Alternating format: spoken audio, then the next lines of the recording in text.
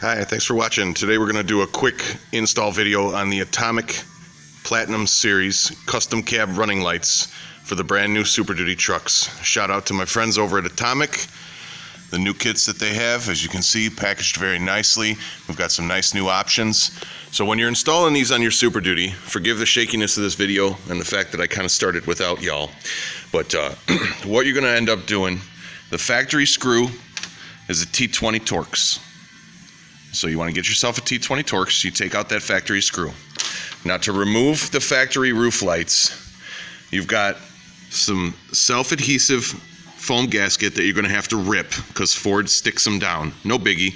You'll be able to rip that off real easily. You can see there's a screw in the back and there's a clip system on the actual light here.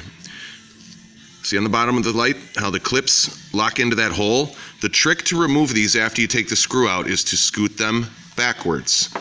The clip has room here on the back to compress in, and that's how you release the front. So once you get it loosened up, you scoot it backwards and the front will pop out and the light will come out. Now once you get the lights up, I like to tape the OEM pigtails to the roof like you can see here. Reason being is you don't want to lose them down in the hole of the roof because I don't personally take the headliners all the way out. What I like to do is I put a plastic fish tape in underneath the headliner. You can see it there poking out the top of the roof right there on the last hole. And I run that fish tape along underneath the headliner. I take out only the passenger side visor, and that gives me enough room. I'll show you that shortly. Here's the new Atomic light. It's going to fit exactly like the factory light. It's going to plug in for the parking exactly like the factory light. The one exception is you have this extra wire. The extra wire is where you get the strobing effect. So that's the extra harness that you're going to have to fish through every hole here. Atomic does provide the harness. It's relatively straightforward. 1, 2, 3, 4, 5 connects to the 5 lights. And I like to, as I said, run the fish tape and pull the harness with the fish tape back through. And you might have to run it through a couple holes or run a couple different fish tapes, whatever you're comfortable with. And that'll feed the wiring through. And then you connect the Atomic harness to all 5 of the pigtails, the OEM harness to the OEM hole, snaps right in just like the OEM connector. The lights will drop back down. I'd clean this off the truck before you put the new lights down, and it's up to you if you want to just put a tiny bead of silicone around this foam to kind of stick it down again like the factory did. To clean it, I use the 3M eraser wheel, you could see right there, or honestly you can pretty much just rub it off with some cleaner, some orange or Goo Gone or something, and you'll be able to get this stuff off the truck.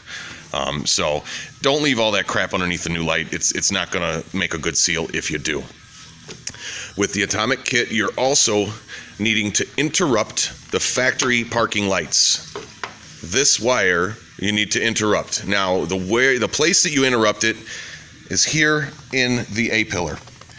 Okay, on the outer side of the harness, I'm shooting through the windshield here to make it easier for you to see it.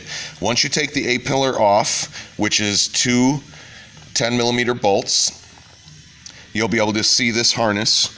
And there's a thick harness and a thin harness. And the thinner harness is the one that you're after. In there it has a purple and a black and the feed for your satellite radio. Now this is all wrapped up in the factory black plastic, so when you open it up, be careful with your razor. If you enjoy your satellite radio antenna working, don't slice up that thick black wire, because if you cut up that wire right here on my finger, then your radio's not going to work right.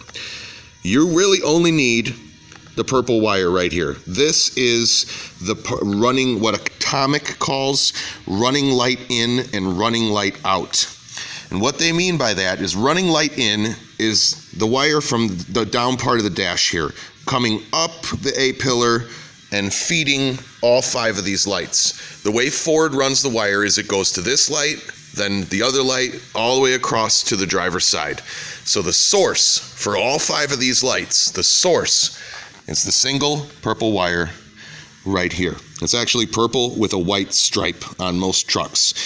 This is also a 2-conductor. If you chase this harness all the way down into the dash down there, you'll see that there is a 2-wire connector on just this set. So that's another way to verify you have the right wire.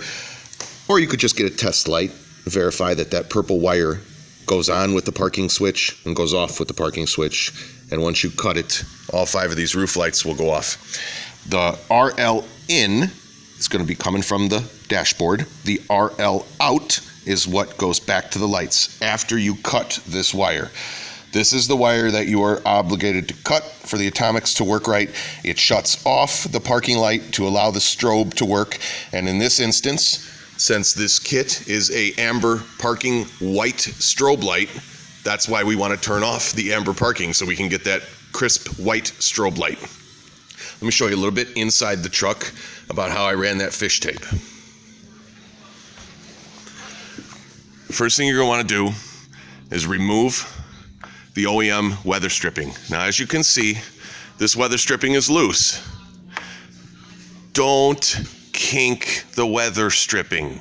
This is very sensitive stripping. It has metal memory in here. Just pull it down and try to keep it in the shape, loose of the truck, and just place it out of the way here. Do not kink the corners.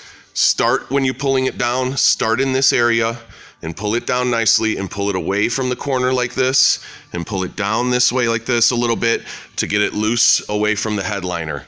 The next thing you want to do is pop out the visor.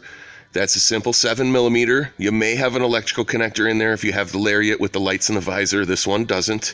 If it does have the electrical connector, it'll be right under here. So it's not that big a deal.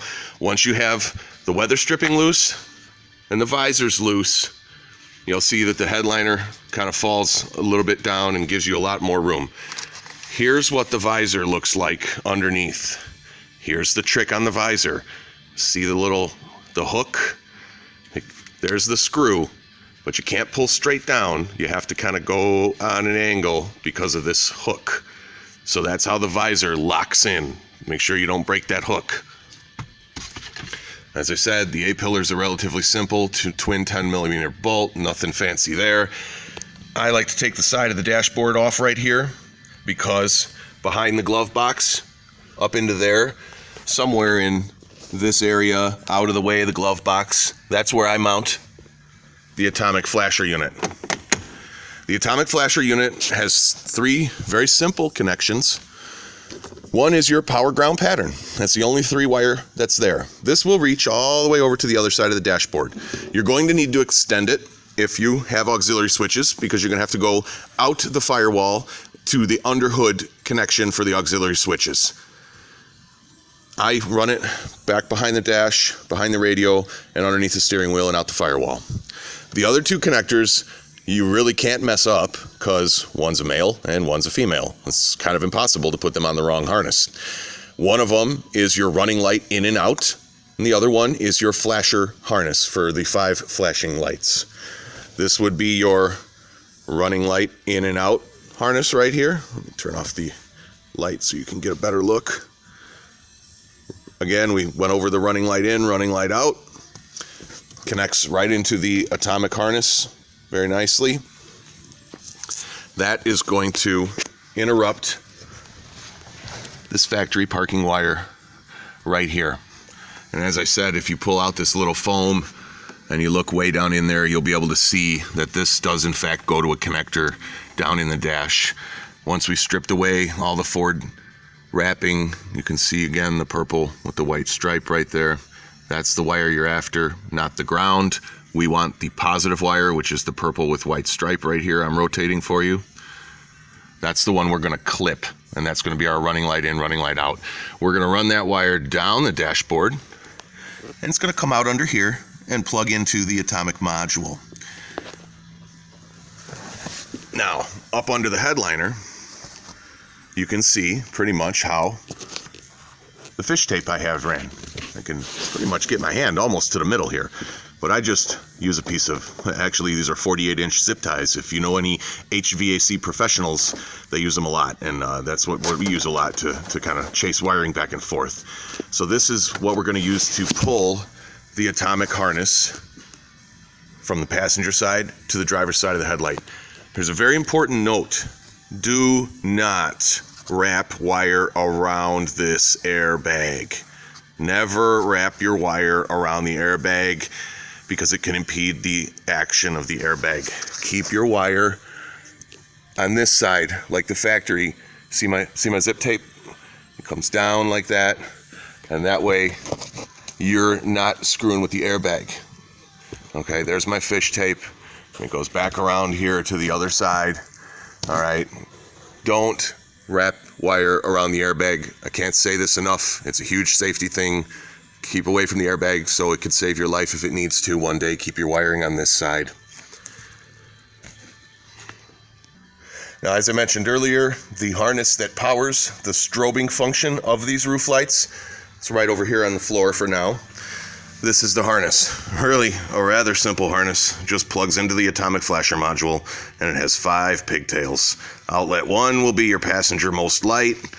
2, 3, 4, 5. Outlet 5 ending on your driver's most light. You're going to want to pull this through the truck headliner and pull those little pigtails up out onto the roof, right up onto here. So pause for just a second and I'll show you what it looks like when that's done. Okay, right back at it here. As you can see, we've got our wires all pulled. What I like to do is actually tape the atomic wire to the OEM wire. That way you don't lose them. And then again, tape them down, because these suckers will disappear back into the headliner and make your life hard. So I just tape them on the roof in the time being. You can see it goes yellow, red, yellow, red, yellow. The yellows are going to alternate with the reds. That's the whole purpose of this, is to give you some alternation in your flashing. I'll show you where that harness goes inside the vehicle here. You can see up inside the truck here how it's ran right along the roof, tucked up nicely under the headliner. And you can see here how I ran it right along. I actually tuck it into the factory connectors here. Try to spin the camera right next to the factory wiring. I don't know if you can see that. I'm just holding the camera a little off. But there's room in the factory connectors where you can kind of bury it in there and keep it along the factory wiring. That way it stays out of the way. You're bringing that wire all the way down here. Right now it's just going on the dashboard here, but it's going to go down into the corner of the dash, and it's going to come out down here when it's done. And through the magic of camera pausing, here we go. We've got it through the bottom right here. You can see, once again, don't mess with the airbag. Don't get caught up in any of this airbag stuff. Stay away from it. Keep it free. I went right down there through the factory connector, and I dropped it straight down, and here it is. We're going to end up going right into here, and basically down into that way, which will come out up underneath here. You can see how this is somewhat connected. See that orange harness through both holes? So that's where we're going to mount our atomic flasher unit. Now that we have the 5 roof light pigtails finished up, what we can connect now is that simple running light harness. The one provided is extra long. We really don't need all that length, but connects very easily. And I usually do this by standing on the running board and looking at my action through the windshield. But as you can see, you got a lot of play in this harness. All you need to do is snip that purple wire, connect the running light in, running light out, and bring this connector down to where the other connector is. What I like to do at this point, just to keep things a little neater with the harnessing, is I'll take this one, because this is somewhat of a fixed harness. This is the 5 pigtails, and I'll connect it to the atomic flasher, and I'll connect the running light harness as well, and then run the length of them together back up to our running light harness and trim the extra running light harness off at the A pillar like this. I'll show you. So now that our harness is ran, the red is the running light in. It's kind of easy to remember that. Red is your source power, so running light in is red. Yellow goes back up to the roof lights. I just use a simple crimp cap connector here. You can use a butt connector if you want to. I mean, it's your truck. You can wrap it together and duct tape it if you felt it appropriate, but I'd recommend at least a nice quality crimping connector such as this. Now, of course, we're going to tape that up, make sure it doesn't have any problem. We're going to put it all back in the factory location. That way, when the A-pillar goes back in, we've got no issue. And as I said, here's your flasher module, just laid out on the door. I like to keep the wiring kind of neat like this, and I don't like a bunch of extra harness gathered up at the module, so that's why I pulled it backwards and cut the extra off on this end. The last thing to add to this atomic module is the power harness. And we'll add that right now. So now I've added the last and final harness to the atomic module. It's the third one, and you'll see here it changes direction.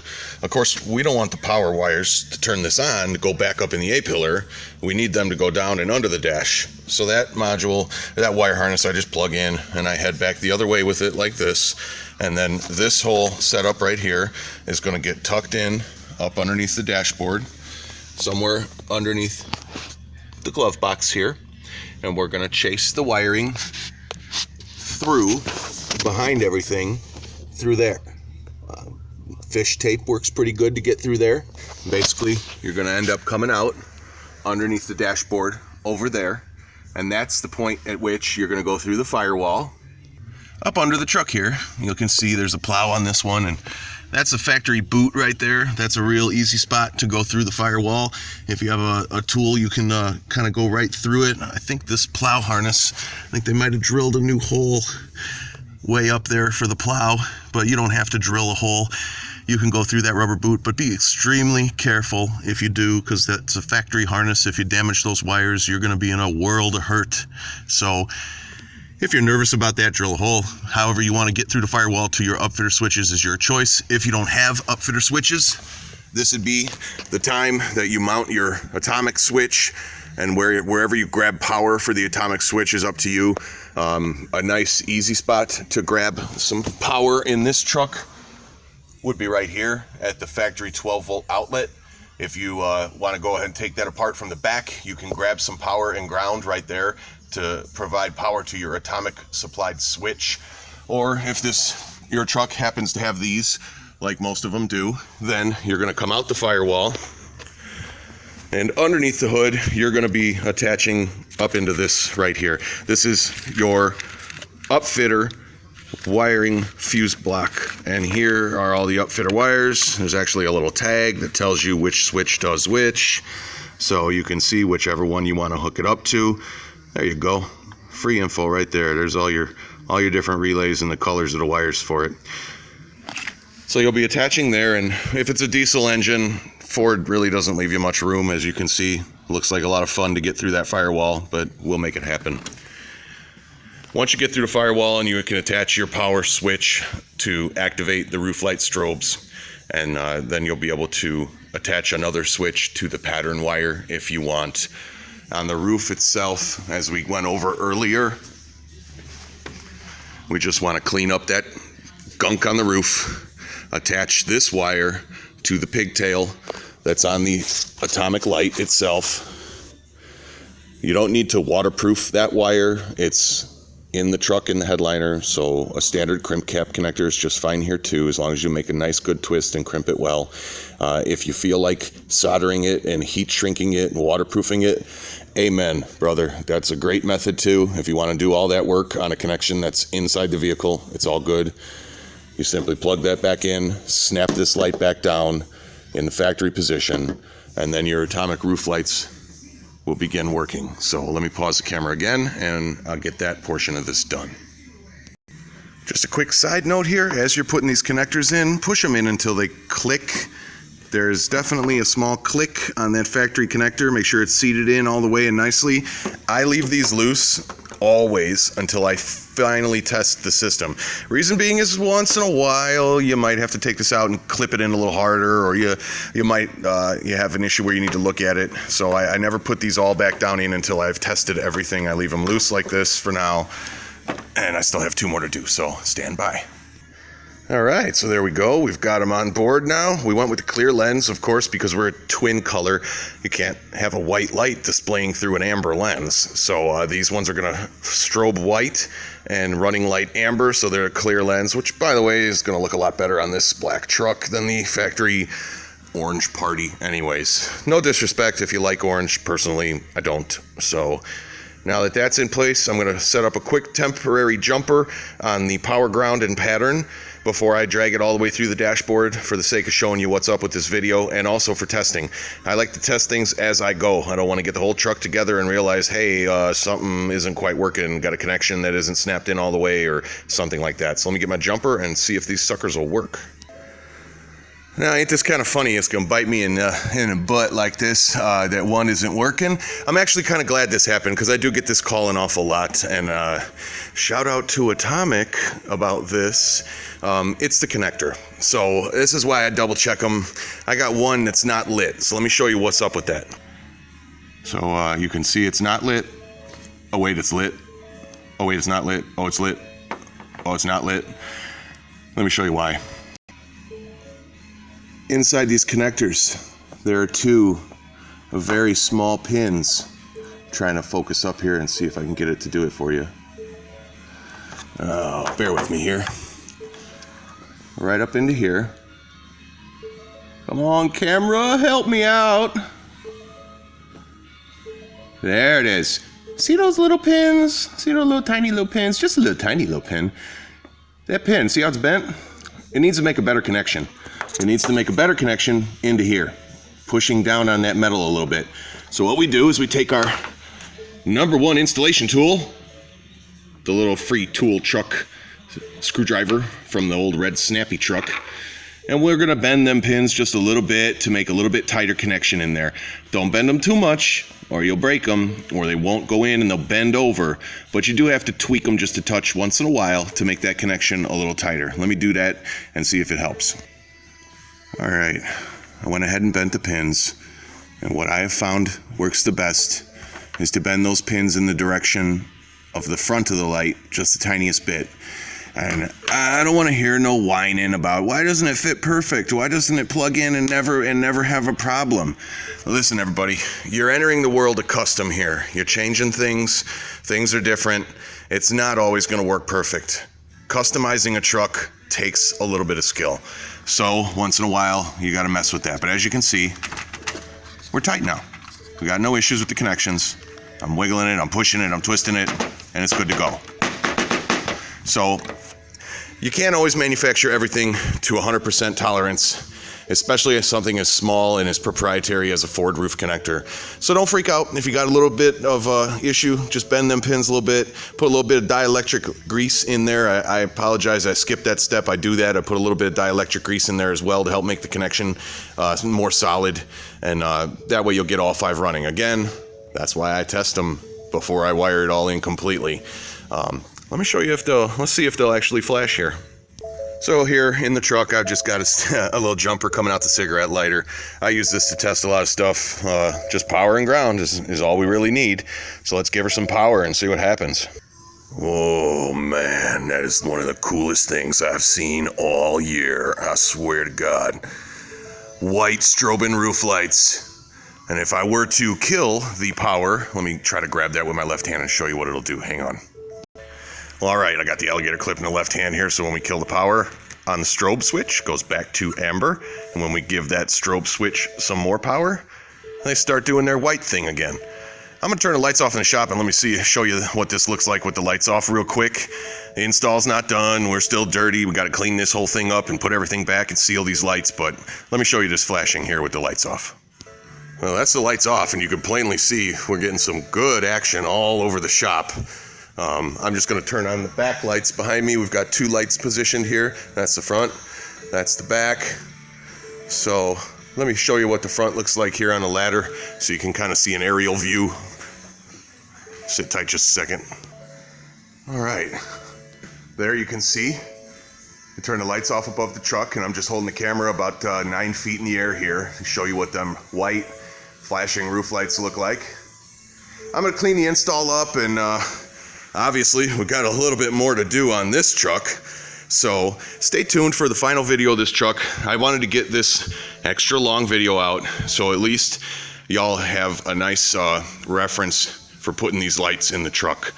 They're right on our website. We sell a lot of them. I hope this was helpful. If you got any comments about what I could do to make it better, or any replies, feel free to leave them. Send an email if you want. And thanks again for watching Wicked Warnings. Once again, shout out to my buddies over at Atomic LED. And I hope you guys enjoy this kind of work as much as we do here at Wicked Warnings. Thanks again for watching, everybody. Any questions or comments, let me know. Be sure to subscribe, like, check our social media out, all that good stuff.